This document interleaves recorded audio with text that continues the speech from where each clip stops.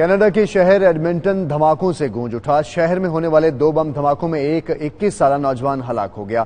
तफसीलात कनाडा से नदीम तुफैल की इस रिपोर्ट में देखिए।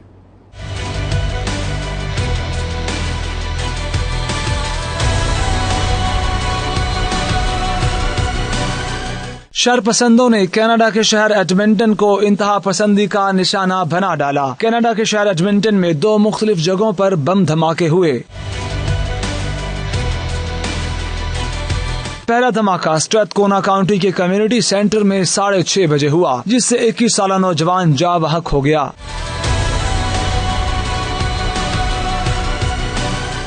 दूसरा धमाका 2 घंटों बाद दूसरी पार्किंग लॉट में हुआ, जिसके बाद पुलिस की भारी नफरी और बम स्क्वाड मौका पर पहुंच गए और इर्द गिर्द की तमाम इमारतों को खाली करवा लिया।